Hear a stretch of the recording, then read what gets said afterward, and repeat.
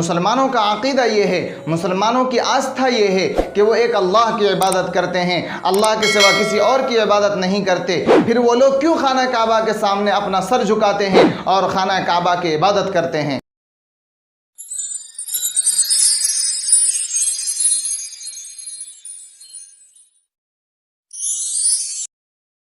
اکثر برادران وطن غیر مسلم بھائیوں کی طرف سے یہ اعتراض کیا جاتا ہے کہ مسلمانوں کا عقیدہ یہ ہے، مسلمانوں کی آستھا یہ ہے کہ وہ ایک اللہ کی عبادت کرتے ہیں، اللہ کے سوا کسی اور کی عبادت نہیں کرتے۔ پھر وہ لوگ کیوں خانہ کعبہ کے سامنے اپنا سر جھکاتے ہیں اور خانہ کعبہ کی عبادت کرتے ہیں؟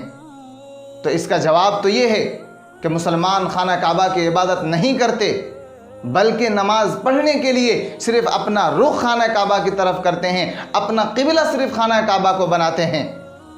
لیکن اتنا کہہ دینا کافی نہیں ہے، بلکہ اس کے لیے دلائل کی ضرورت پڑے گی۔ تو اس سلسلے میں آپ حضرات کے سامنے 5 دلائل پیش کرنا چاہتا ہوں۔ پہلی دلیل یہ ہے کہ اگر کوئی شخص خانہ کعبہ کی عبادت کرے تو وہ مسلمان ہے ہی نہیں، بلکہ وہ تو مشرک ہو جائے گا، اس لیے کہ مشرک کہتے اس کو ہیں کہ اللہ کی عبادت کے ساتھ ساتھ کسی اور کو شریک کرے۔ اور مشرک کے بارے میں قرآن کریم کے اندر اللہ رب العزت نے آیت نازل فرمائی، ان اللہ لا یغفر ان یشرک بہ ویغفر ما دون ذلک لمن یشاء، کہ اللہ تعالیٰ شرک کے علاوہ تمام گناہوں کو معاف کر سکتے ہیں، لیکن شرک کا گناہ اللہ رب العزت معاف نہیں فرمائے گا۔ اللہ تعالیٰ نے یہ ضابطہ بتا دیا، تو پھر کیسے کوئی مسلمان اللہ تعالیٰ کی عبادت کے ساتھ ساتھ خانہ کعبہ کی بھی پوجا کرتا ہو اور اس کی پرستش کرتا ہو؟ تو مسلمان خانہ کعبہ کی پوجا نہیں کرتا، بلکہ اس کی طرف اپنا صرف رخ کرتا ہے۔ یہ پہلی دلیل ہے۔ دوسری دلیل یہ ہے کہ مسلمان خود اس بات کا اقرار کرتے ہیں کہ ہم خانہ کعبہ کی عبادت نہیں کرتے، ہم خانہ کعبہ کی پوجا اور پرستش نہیں کرتے، جبکہ اگر کسی شخص سے پوچھا جائے کہ کیا تم فلاں بت کی پوجا کرتے ہو، کیا تم فلاں بھگوان کی پوجا کرتے ہو، اگر وہ پوجا کرتا ہوگا تو وہ تو یہ بات فخر سے کہے گا کہ ہاں ہم فلاں بت کی پوجا کرتے ہیں، ہم فلاں بھگوان اور فلاں دیوی دیوتا کی پوجا کرتے ہیں۔ جبکہ مسلمان سے یہی سوال کیا جائے کہ اے مسلمانوں بتاؤ کیا تم خانہ کعبہ کی پوجا کرتے ہو، تو وہ صاف کہے گا کہ ہم خانہ کعبہ کی پوجا نہیں کرتے۔ اس مسلمانوں کا انکار کر دینا اس بات کی دلیل ہے کہ مسلمان خانہ کعبہ کی پوجا نہیں کرتے۔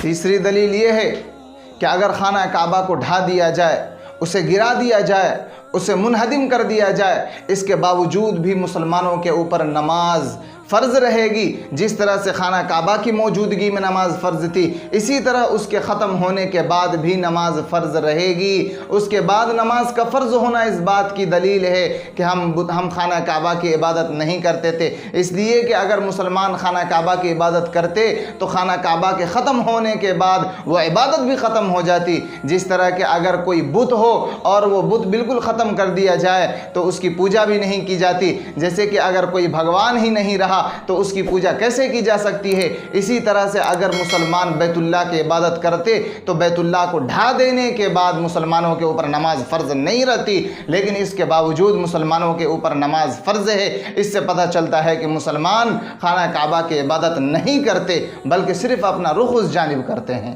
چوتھی دلیل کہ کسی بھی معبود، کسی بھی بت اور کسی بھی بھگوان کے اوپر آدمی کھڑا ہونے کی گستاخی نہیں کر سکتا ہے، کیونکہ جو اس کا معبود ہوتا ہے اس کے اوپر کھڑا ہونا جائز نہیں ہوتا ہے۔ جبکہ رسول اللہ صلی اللہ علیہ وسلم نے فتح مکہ کے موقع سے حضرت بلال حبشی رضی اللہ تعالی عنہ کو حکم دیا تھا کہ وہ کعبہ کی چھت پر چڑھ کر کے وہ اذان دے اور دنیا کو یہ پیغام سنائے کہ مسلمان کعبہ کی پوجا نہیں کرتے، بلکہ صرف رخ اس جانب کرتے ہیں۔